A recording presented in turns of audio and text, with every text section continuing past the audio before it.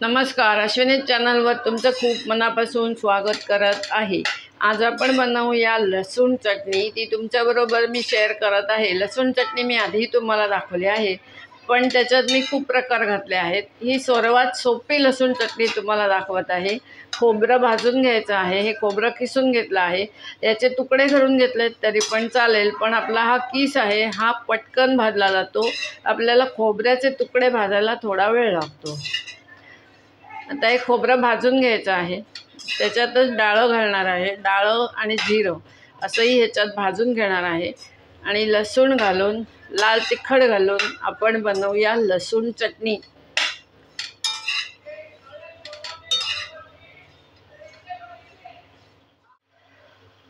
आपलं खोबरं आता भाजत आलेलं आहे। खरपूस भाजायचं आहे, फक्त काळं नाही होणार याच्याकडे ध्यान द्या। खोबरं भाजताना नेहमी बारीक गॅसवर भाजायचं, म्हणजे ते एकदम छान भाजलं जातं। मोठ्या गॅसवर काय होईल, त्याला रंग पटकन येईल पण ते नीट भाजलं जाणार नाही। पण आता हे खोबरं आपलं झालेलं आहे। आपण ह्याच्यातच गॅस आता परत बारीक करायचा आहे। ह्याच्यातच डाळवं घालून घ्यायचं आहे आणि जिरं घालून घ्यायचं आहे।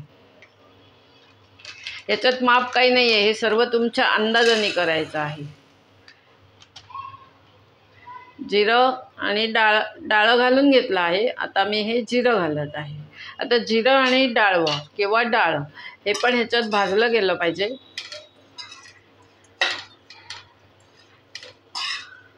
नुसतं खोबरं, लसूण आणि मीठ, लाल तिखट अशी ही चटणी चांगली होते, पण डाळ्याने थोडीशी अजून चांगली होईल म्हणून मी फक्त डाळ घातला आहे। आता हा खोबरा किस आहे 2 वाट्या, डाळवं आहे अर्धा वाटी, फार तर 1 वाटी आणि जिरं आहे पाव वाटी। लसूण तुमच्या अंदाजाने घ्यायचे आहे, तरी मी ह्याला लसूण पाकळ्या साधारण 15 ते 20 घेतलेल्या आहेत। पाकळी म्हणजे 1 पाकळी ही पहा अशी, या अशा एवढ्या आकाराच्या 20 पाकळ्या अशा मी घेतलेल्या आहेत। आता आपण गॅस बंद करूया, हे गार होऊ दे आणि मग मिक्सरला लसूण चटणी फिरवून घेऊया। लाल तिखट मात्र मिक्सरमध्ये फिरवताना घालायचं नाही आहे। हे सर्व साहित्य आपण मिक्सरला लावून घ्यायचं आहे। मीठ घालून घ्यायचं आहे, लसूण घालून घ्यायचं आहे आणि मग लाल तिखट मिक्सरच्या भांड्यातून बाहेर काढल्यानंतर लाल तिखट मिक्स करायचं आहे, ते आपण नंतर बघूया।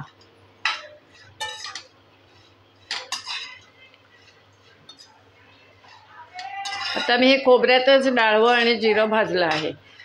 तुम्ही वेगळं भाजून घेतलं तरी पण चालून जाईल।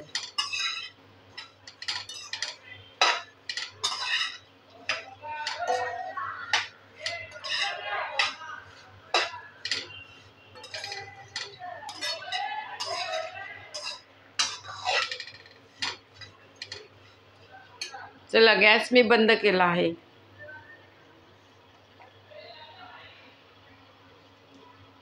हे पहा, लसूण मी इथे सोलून घेतले आहे। अशी ही लसूण मी फ्रीजमध्ये सोलून ठेवते। आता ह्यातल्या 20 पाकळ्या मी काढून घेणार आणि आपण चटणी बनवायची। हे पहा, सुकं खोबरं, डाळवं आणि जिरं असं भाजून घेतलेलं आहे, ते गार करायला ठेवलेलं आहे। इथे लसूण पाकळ्या घेतल्या आहेत। हे तिखटाचं तिखट आहे, हे 3 चमचे आहे, खायचे 3 चमचे। हे कलरवालं तिखट आहे, 1 चमचा घेतलेला आहे, 1 ते 1.5 चमचा। मीठ अंदाजाने। आता हे सुकं खोबरं, लसूण आणि मीठ या 3 गोष्टी मिक्सरला लावून घ्यायच्या। नंतर त्याच्यात लाल तिखट मिक्स करून हाताने कलवून बरणीत भरून ठेवायचं आहे। झालं आपले लसूण चटणी किंवा लसणीचं तिखट काही म्हणू शकता।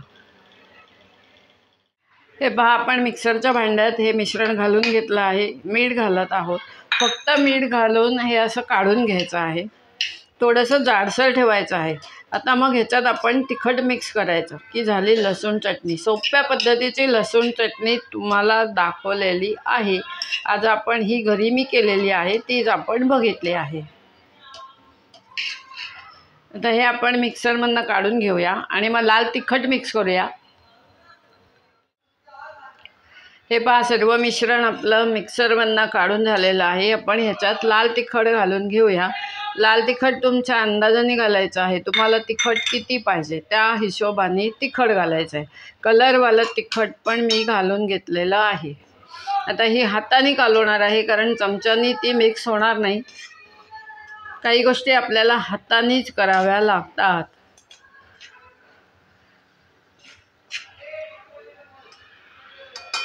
चमचा ठेवून दिलेला आहे. हे हाताने सर्व सारखी करून घेते, कारण मिक्सरमध्ये जेव्हा आपण लसूण घालतो की नाही, ती थोडीशी घट्ट बसते कुठेतरी, म्हणून आपल्याला हात घालून हे सारखं करायचं आहे. हाताची चव उतरते ना त्याच्यामध्ये, त्याच्यामुळे हात हा पाहिजेच. अशा प्रकारे बनली आपली लसूण चटणी. ही वडापाव करताना तुम्ही केली तरी पण अतिशय छान लागेल. वडापाव खाताना ही चटणी करून घ्या आणि मग वडापाव करा.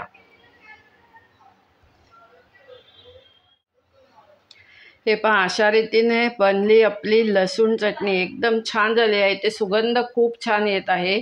ही लसूण चटणी एकदा तरी अवश्य घरी करून पहा. टेस्टी लसूण चटणी झालेली आहे. सोप्या पद्धतीत तुम्हाला दाखवले आहे. एकदम झटपट तयार होते. मला ही लसूण चटणी करायला आत्ता फक्त 10 मिनटं लागली.